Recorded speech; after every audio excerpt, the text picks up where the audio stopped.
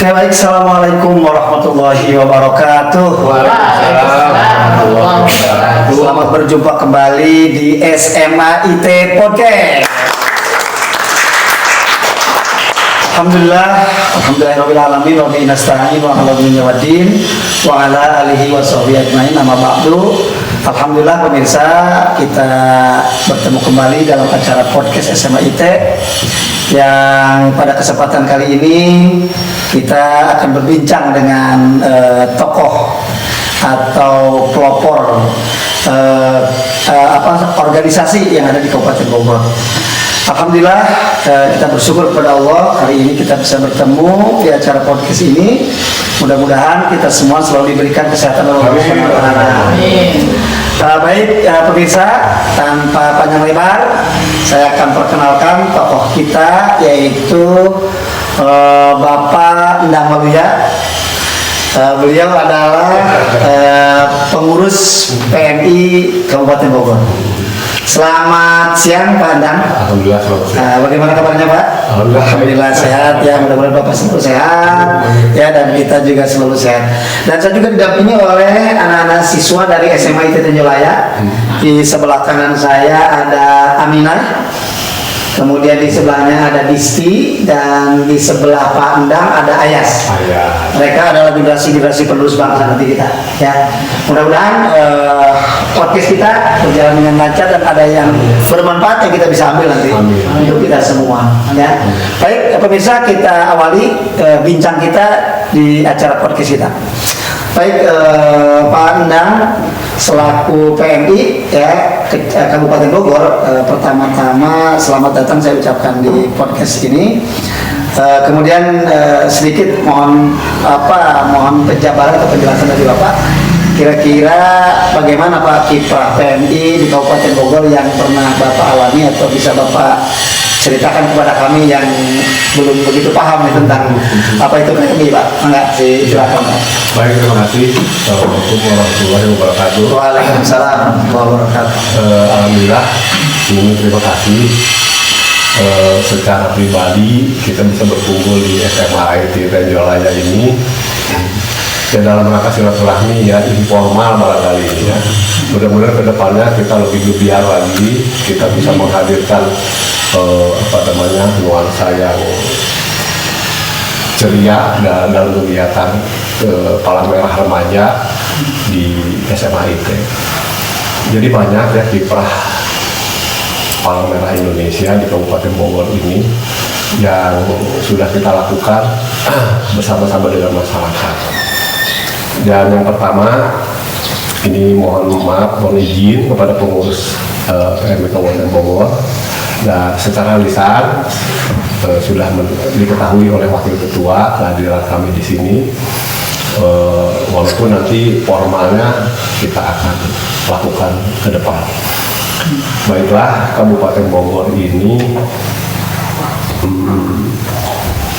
memiliki Palang Merah Indonesia ya, yang berkedudukan markasnya di Jalan Dadi KSR Dadi Kusmayadi Cibinong di Pengadilan Agama ya, sebelah Pengadilan Agama.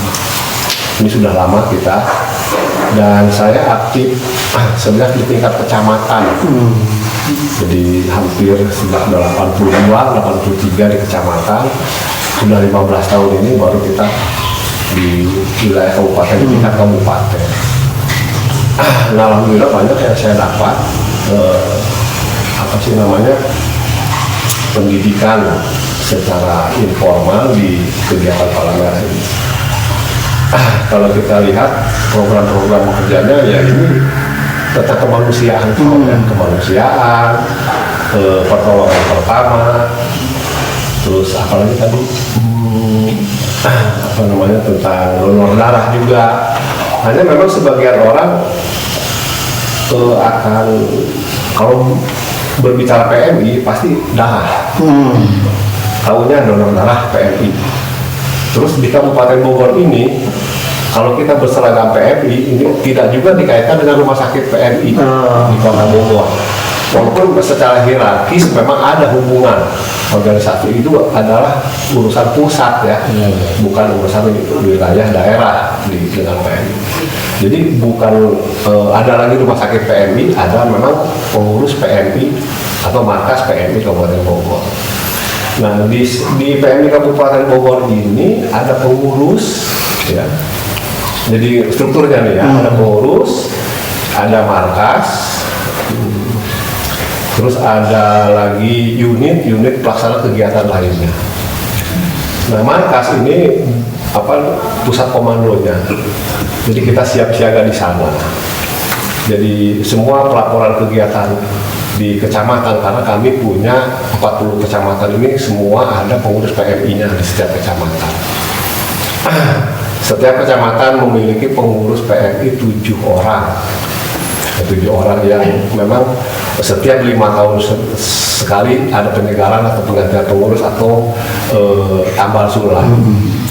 Jadi masa bakti kegiatan di tingkatan kepengurusan pertama di kecamatan 5 tahun, kabupaten juga 5 tahun, provinsi Jawa Barat juga 5 tahun, demikian pula halnya dengan tingkat nasional. Sama seperti umumnya PMI ada Munas, ada Musprov, ya, ada Muskam, Muskot, kabupaten kota. Nah untuk di kecamatan Muscam, musyawarah kecamatan. Nah ini dilakukan berdasarkan ADART 5 tahun sekali periode. Di sana dalam 5 tahun sekali kita menyusun rencana program kerja 5 tahun. Disebutnya itu RPP, rencana pokok program 5 tahun kemudian.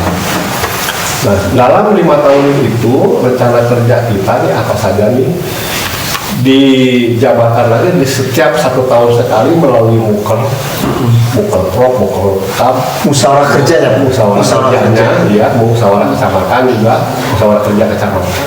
Ini dievaluasi tahun, katakanlah kita 2000 periode 2020 sampai dengan 2025, 5 tahun. 2021 kita merancang apa kegiatannya, dievaluasi tahun 2020 bagaimana, demikian seterusnya setiap 1 tahun. Nah 5 tahun, tahun keempat memasuki tahun kelima, kita mempertanggungjawabkan ke kegiatan pelaksanaan program ini di musyawarah tadi, musyawarah kabupaten. Jadi ada laporan pertanggungan jawab, baik keuangan ataupun kegiatan atau pembinaan generasi mudanya melalui unit pelaksana teknis tadi. Yang kita tahu di bawahnya adalah tadi pengurus PMI, ada markas PMI yang menyiapkan logistik, alokasi dan strategi kegiatan. Di situ ada lagi yang paling penting di sini adalah unit donor darah, UDD sekarang dikenalnya, unit donor darah PMI Kabupaten Bogor. Itu merupakan bagian kita untuk kegiatan Palang Merah Indonesia. Unit donor darah ini dipimpin oleh seorang dokter yang ahli tentang pengolahan darah. Terus dia profesional, jadi di sini dituntut untuk profesi kuat gitu ya, karena di rekrutmen pegawai UDD ini tidak sembarangan. Rata-rata dia D3 sampai dokter ya, gitu. Nah terus kalau di markas di sini pusat kegiatan tadi di semua Palang Merah remaja di Kabupaten Bogor yang ada di unit-unit SMA negeri dan swasta atau SMP negeri dan swasta, SD negeri dan swasta itu adalah dibina oleh kita. Bahkan di Kabupaten Bogor ini kita sudah ada semacam pertemuan pembina PMR, ada forum pembina PMR. Nah di samping forum pembina PMR ada juga Korpis, forum pembina relawan. Jadi terus ada lagi juga KSR, Korps Sukarela. Setelah nanti kita dari PMR Mula, PMR Madya, PMR Wira, kita masuk di KSR. Dan yang dewasa usianya ini disebut TSR. Seperti kita itu sudah termasuk di dalamnya adalah tenaga sukarela. Kalau KSR, Korps Sukarela. Di KSR ini ada pendidikan khusus yang dilakukan oleh SDM kita, bidang SDM di PMI Kabupaten Bogor. Jadi di markas itu ada beberapa biro atau bidang bidang operasional, bidang teknis organisasi, dan bidang sumber daya manusia. Nah, ya itulah yang katanya sekilas ya tentang kegiatan PMI Kabupaten Bogor. Jadi dari situ bisa kita pahami sementara sedikit banyak sih sebetulnya yang lebih lebar saya. Baik Bapak, ini menarik sekali ya, karena ya menarik sekali dari tadi anak-anak pada bengong atau jadi bengong ya, kemudian bengongnya bengong kaget atau bengong hati atau bengong bingung gitu ya. Tapi menarik sekali gini Pak, ya saya udah bisa menarik sedikit benang merahnya bahwa memang PMI itu lebih dominan kemanusiaan ya. Kemanusiaan harus di prinsip dasar. Iya, kemanusiaan jadi untuk bekerja kemanusiaan. Ya, menolong orang. Jadi di antara kita anak-anak bahwa prinsipnya atau prediksi atau asumsi kita ya sebagai kita bahwa yang namanya PMI itu donor darah aja ya. Padahal ternyata ketika diterangkan oleh Bapak itu sangat luas. Bukan hanya donor darah saja gitu ya. Banyak bidang-bidang yang digarap oleh PMI. Ini sangat menarik ya. Bapak sangat menarik sekali itu. Nah kemudian Pak, kemudian yang pertanyaan selanjutnya, apakah PMI itu strukturnya itu sampai ke pusat atau sampai bagaimana Pak? Iya, sebetulnya pusat karena PMI ini dibentuk oleh Kepres pada waktu tahun 45 ya. Terus dilengkapi lagi oleh kemarin kita punya undang-undang Kepala Merah nomor dari tahun 1945. Karena kita di 17 September 45 dibentuklah PMI. Jadi hari ulang tahun PMI, hari terbentuknya ya 17 September 45. Satu bulan setelah kemerdekaan. Ya. Guys, udah 79 tahun ternyata PMI itu ya. Karena ya ternyata ya. Satu bulan setelah kita merdeka dan 17 Agustus 17 Septembernya kita lahir, PMI lahir ya. Nah di sini lahirnya melalui Kepres. Nah mengikuti perkembangan zaman terus sampai kita pada akhirnya suasana dekade sekarang ini punya Undang-Undang Nomor 1 Tahun 2018 sebentar takut salah ya ini karena ini saya ada program kerja. Jadi anak-anak bahwa PMI itu tidak hanya donor darah. Tidak. Ya, jadi banyak garapannya, ada PMR, ada kemanusiaan yang lain ya dan sebagainya. Nah, jadi ada Undang-Undang Republik Indonesia Nomor 1 Tahun 2018 tentang Kepala Merah. Dari Kepres tadi.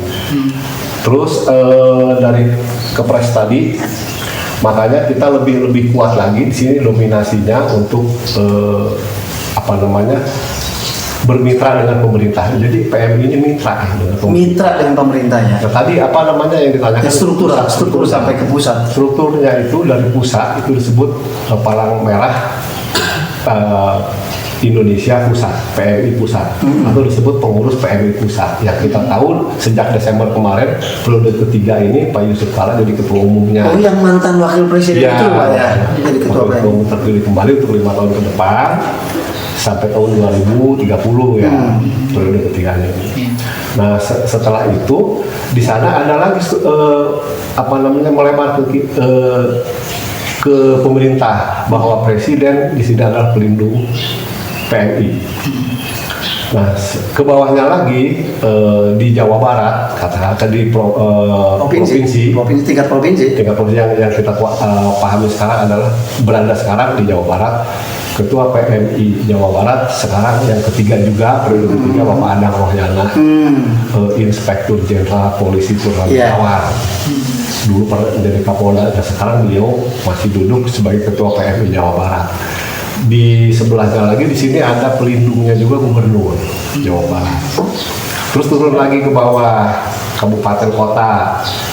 Jadi wali kota dan bupati adalah pelindung PMI di kabupaten kota. Di kita pelindungnya ya bupati. Ketuanya Bapak Haji Jainal Sapudin. Nah, terus ke bawahnya di kecamatan ada lagi pengurus PMI kecamatan yang 7 orang tadi, pelindungnya ya Pak Camat, gitu ya, Pak Camat pelindungnya. Nah di samping kepengurusan ini tentu dilengkapi dengan beberapa wakil-wakil ketua sebagaimana umumnya organisasi komplit, sangat disesuaikan dengan kebutuhan. Ya. Itu Ya, jadi strukturnya sampai ke pusat Pak ya? Sampai ke pusat. Dan jadi tidak hanya di kecamatan, di sekolah tidak, sampai ke pusat dan itu dikuatkan oleh pemerintah.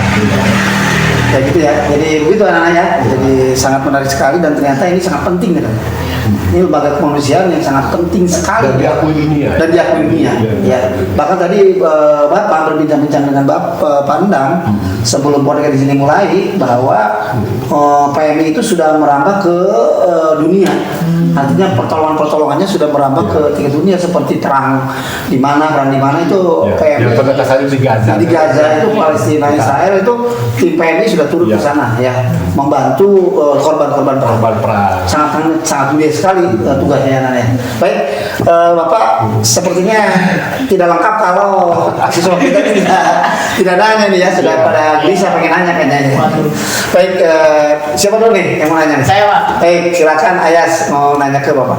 Pak, mohon ini Pak, izin bertanya Pak. Apa sih Pak peran PMI yang berhubungan dengan pendidikan di sekolah Pak, khususnya di Kabupaten Bogor ini Pak? Iya, satu-satu aja ya supaya supaya asak ya. Jadi peran PMI dengan pendidikan itu bukan dengan pendidikan saja Pak. Justru substansi dari program kerja kita salah satu diantaranya adalah yang paling besar adalah di pendidikan. Karena potensi yang sangat kita rasakan di dunia pendidikan ini banyak sekali terasa oleh gerakan kami. Karena disitulah peran siswa-siswi baik dari tingkatan SD, SMP, SMA. Salah satu bukti saja kemarin Disdik Kabupaten Bogor itu berhasil merekrut ikatan OSIS di Kabupaten Bogor ini untuk menggalang dana. Karena kita pergerakan PMI ini kita juga boleh menerima dan menyalurkan dana dari masyarakat berupa donasi. Nah, dalam bulan dana kemanusiaan tahun 2024 kemarin, pelajar di Kabupaten Bogor dia bisa menghasilkan uang 1 miliar lebih ya untuk bulan dana tadi. Kalau lengkapnya 1 miliar 033 lah kalau nggak salah gitu. Nah, ini diapresiasi banget oleh Pak Bupati. Kemarin kita waktu ada kegiatan peringatan Hari Relawan Sedunia kita lakukan di Gedung Serbaguna 1. Bupati apresiasi banget dengan kegiatan PMI khususnya para pelajar yang di OSIS tadi yang kuponnya tersebar di sekolah. Iya, betul. Namanya itu ya Pak ya, bulan dana kemanusiaan ya. Kabupaten Bogor. Nah, itu terkumpul sampai 1 miliar lebih. Makanya diapresiasi sekali oleh PMI Jawa Barat. Beberapa waktu mereka dapat penghargaan IKOSISnya. Secara tidak langsung ini milik semua pelajar di Kabupaten Bogor yang penghargaan. Hanya diwakili oleh OSIS. Itu salah satu contoh peran PMI di pendidikan khususnya di pelajar. Jadi sangat erat sekali Pak ya bahwa PMI dengan menarik mengambil juga bibit-bibit dan napasnya kegiatan kemanusiaan yang paling enak memang di pelajar. Di pelajar. Siswi mahasiswa juga. Sambil membina pada sisi kemanusiaannya ya Pak. Ya. Karena di situ nanti ada pengembangan yang tadi Palang Merah Remaja, ada ASN dan yang lain-lain. Itu yang mudah-mudahan Ayas puas dengan jawaban tadi. Salah satu sektor pendidikan memang ini diunggulkan oleh kita dan bukan pendidikan saja, kemasyarakatan, instansi pemerintah, pokoknya di situ leading sektor semua yang ada di Kabupaten Bogor ini merupakan adalah peran atau basis kegiatan di PMI. Demikian ya siap. Sangat erat kaitannya antara PMI dengan pendidikan, ya dengan pelajar-pelajar di kita. Baik, untuk selanjutnya mungkin dari siapa? Saya Pak. Dari Disti ya, silakan Disti. Baik Pak, ingin bertanya. Saya ini penasaran. Kegiatan PMR di tiap sekolah itu apakah dalam naungan PMI Kabupaten? Ya, terima kasih Disti. Ya, ini bagus banget pertanyaannya. Jadi Palang Merah Remaja, ya itu memang sudah merupakan apa namanya program unggulan di semua PMI di seluruh Indonesia ini. Tanpa PMR, ya kita agak culak-ciluk ya. Jadi semua PMR yang ada di sekolah, ya jelas di bawah pengelolaan pembinaan PMI Kabupaten Bogor. Ada atau tidak ada, jadi tinggal tergantung nanti membangun komunikasi antara sekolah itu dengan pengurus tingkatan yang ada di kecamatan, kabupaten. Jadi nanti di PMR ini kita pertajam lagi apa sih kegiatan sekolah SMA IT ini, apa ada PMR-nya. Nah, PMR di sini harus menyiapkan satu pembina PMR. Biasa satuan terpisah ada PMR putra, ada PMR putri, pembina putra, pembina putri sama. Jadi untuk anggota PMR putri ya tentu dibina oleh pembina PMR. Nah, pembina PMR ini di samping guru yang ditunjuk oleh kepala sekolah, ya nanti bisa sharing dengan kami materi apa yang akan kita lakukan di kegiatan itu. Bapak punten motong sedikit ya. Apakah di setiap sekolah itu wajib ada PMR atau sifatnya sukarela, Pak? Ya, tidak wajib, tapi sukarela seperti halnya ada pramuka dan yang ada itu apa namanya ekstrakurikuler ya, masuk di ekstrakurikuler. Jadi walaupun tidak wajib, kita berkeinginan semua sekolah ada, gitu ya. Ada karena memang kita butuh lagi pengembangan seperti itu. Karena pembinaan kegiatan remaja melalui PMR ini sebetulnya sangat menarik. Karena di situ ada apa namanya kemanusiaannya, ada kenetralannya, ada saling apa sih namanya support gitu. Kan tanggung jawab juga ya, kerjasama dan sebagainya. Tentang lingkungan banyak lah berarti di sana. Seperti itu ya Desi ya. Jadi mudah-mudahan ini apa namanya jadi catatan khusus buat kita semua bahwa PMR itu jangan dilihat sebelah mata, ayo lah kita mau enaknya di PMR ini. Ya, yang lainnya. Lanjut, Aminah. Punten Pak, saya ingin bertanya, ada peluang kerja gak jika aktif di PMR atau PMI? Ya. Baik, kalau untuk kegiatan di Palang Merah Remaja ini disebutnya kita sukarela. Sukarela, jadi memang biasanya kalau generasi sekarang kan kumaha gitu nya, aya beureun gitu. Jadi jangan berharap banyak di situ. Tapi kalau memang kita baik di dalamnya, kenapa tidak nanti ada satu institusi yang akan merekrut. Bukan jaminan bahwa kita aktif di PMR mudah cari kerja, bukan juga. Yang penting pekerjaan itu bagaimana apa namanya dipancing oleh sikap kita di kegiatan sehari-hari. Jadi kita jangan apa namanya supaya gampang kerja, ayo orang aktif di PMR, enggak juga. Mari kita sama-sama bahwa sukarela kegiatan di PMR ini untuk bahan kita bekerja nanti, gitu kan.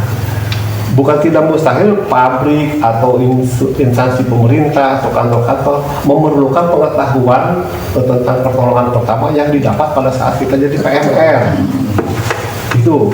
Jadi umpamanya bagaimana cara menghadapi kebakaran kecil atau ada pada saat gempa atau pada saat ada kerusuhan bagaimana kita mengatasinya. Nah di sini secara psikologis kita akan dapat di PMR. Jadi peluang kerja itu bukan kita masuk di PMR terus ingin dapat dengan catatan kalau kita baik di dalamnya pasti akan ada yang ngambil. Oh ini baik nih, kerja lo di sini gitu kan. Jadi Bapak lebih kepada PMR itu membina ya. Membina dulu. Membina diri kita, disiplin, kemudian rajin. Nanti peluang kerja akan menyusul dengan dirinya. Akan sendiri ya. Apakah dari manapun ya, karena setelah melihat kualitas kita, hasil didikan dari PMR, ya mungkin ada instansi yang akan melirik kita. Semacam nilai tambah loh. Ya, pembinaan lah, pembinaan. Gitu, pembinaan ya. Gitu. Ayo ada lagi. Baik ya, ada lagi? Ada lagi Pak. Wah masih ada. Wah Masih ada. Ini ya. Iya Pak. Gimana ya? Saya bertanya lagi nih Pak, bagaimana sih cara menjadi anggota PMI? Kebetulan kan saya juga bergabung dengan Korgat Pak, Komunitas Relawan Garis Depan Pak. Itu kan di situ saya juga ada latsar dan pendaftaran. Nah kalau untuk PMI ini gimana Pak? Ya menjadi anggota ya, ya itu tadi disesuaikan dengan tingkatan usia kita ya. Ada PMR Madya, mula Madya baru Wira. Nanti setelah kita selesai di Wira, setelah selesai di SMA, ada di KSR. Di KSR ini korps sukarela yang nanti menjadi anggota KSR akan dididik ya tentang kesukarelawanan, tentang pertolongan pertama, tentang penanggulangan bencana dan sebagainya. Nah, cara menjadi anggota ya kita sekarang nih tercatat sebagai pelajar itu otomatis kita adalah anggota PMR sebetulnya, ex officio ya dengan sendirinya ya. Jadi dengan masuk sekolah juga itu sebenarnya ya sudah bisa masuk menjadi anggota PMR ya. Berarti Tidak nggak ada yang khusus gitu ya Pak? Tidak ada ya Pak ya? Nah, Tidak ada. nanti kita bentuk. Kalau sekarang kita rapihin, kita apa namanya, kita berdayakan Palang Merah Remaja di SMA IT. Ayo kita susun dulu pembina putri ibu ini. Siapa nih adik-adik atau siswa-siswa yang ingin? Ayo dicatat. Itu otomatis jadi anggota itu ya. Gitu. Kita catat, makanya itu jadi potensi kita tadi sih anggota SMA ini ada berapa orang nih banyak di sininya. Nanti bentuk pelatihannya apa saja, nanti jadwal kegiatannya di hari yang tidak mengganggu pelajaran pokok gitu. Dan bisa berkomunikasi dengan kecamatan, PMI kecamatan kabupaten ya. Jadi begitu ya sih. Sepertinya ingin segera bergabung nih Pak. Maka untuk selanjutnya di sini ada. Oke, silakan. Di sini terus. Ini Pak, aktif di PMR itu manfaatnya apa sih? Orang banyak itu. Jadi jangan kepada materi ya, kepada apa namanya psikologis. Kita banyak teman, terus mudah bergaul. Di PMR nanti ada pertemuan PMR sekabupaten disebutnya Jumbara. Jumbara kabupaten. Nanti 3 tahun sekali Jumbara provinsi. Dan itu indah sekali, itu berkemah, ya berkemah dengan menampilkan keahlian kita, umpamanya tandu, cara pertolongan pertama, mengatasi kondisi darurat, kedaruratan dan sebagainya itu dilatih, dilombakan di sana. Jadi jumpa bakti gembira, Jumbara PMR. Nah, sama teman kita dengan sekolah yang lain, dengan dari kecamatan lain, dari desa yang lain, kita masih banyak teman. Tambah wawasan juga ya Pak. Wawasan kita bisa di situ nanti ada bahasa Inggris, ada bahasa Arab, pokoknya apa namanya banyaklah pengembangan kegiatan ini. Ya. Banyak manfaatnya. Sangat banyak, ya sangat banyak sekali ya di sini ya manfaat. Baik, masih ada Aminah? Ada Pak. Masih ada tuh. Ya, kalau dari saya Pak, mohon berikan motivasi atau nasihatnya untuk kami para pelajar agar masa depan kami itu lebih Ya. cerah gitu Pak. Ya, terima kasih. Sebetulnya kalau di SMA itu nggak usah dinasehatin di mental, ideologi, terus apa namanya motivasi hidupnya, motivasi jualnya sudah ada. Tinggal tergantung kita menyiapkan diri untuk menerima. Banyak di SMA IT ini motivasi yang ini.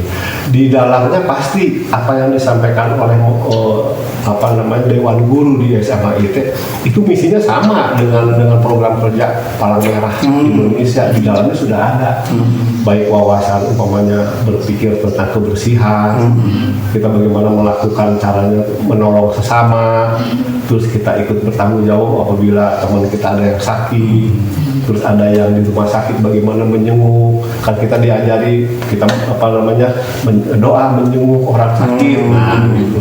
Itu jadi karena itu motivasi dan kami sudah di dalam sudah ada di situ pembinaannya. Jadi bagi apa yang dilakukan oleh SMA IT pembinaannya itulah apa namanya semacam kembarannya bahwa PMI juga seperti itu. Jadi motivasinya yang lebih khusus dari saya adalah ayo kita siapkan diri kita untuk menjadi siswa yang baik, untuk peduli terhadap kebersihan lingkungan, umpamanya mencegah bencana alam. Salah satu contoh mencegah bencana alam kita dengan menanam pohon berusia panjang umpamanya ya di tempat-tempat tandus. Kalau di Tanjolaya ini memang indah, memang sudah bagus, tapi tetap kita harus pelihara. Bagaimana lingkungan sungainya, jangan sampai membuat plastik. Ini sampah plastik, sampah yang kita khawatir. Anak-anak tuh ya. Kita beri contoh Dari Bapak tuh. dari pelajar kita dari SMA IT, kalau ada plastik ambil, masuk ini apa siapan. Tempat sampah itu dibagi 3, organik, anorganik, dan yang lainnya, kaca dan sebagainya. Begitu ya, Minah pasti jadi orang yang baik ke depan. Amin. Saya yakin karena ini adalah tanda di mukanya generasi muda ya di SMA IT ini. Ini ke depan harus optimis, harus Baik, amin begitu ya. Mudah-mudahan kalian menjadi orang-orang yang sudah mempersiapkan diri di kedepannya ya. Sangat menarik sekali ini ya. Perbicaraan kita dengan pengurus PMI Kabupaten Bogor.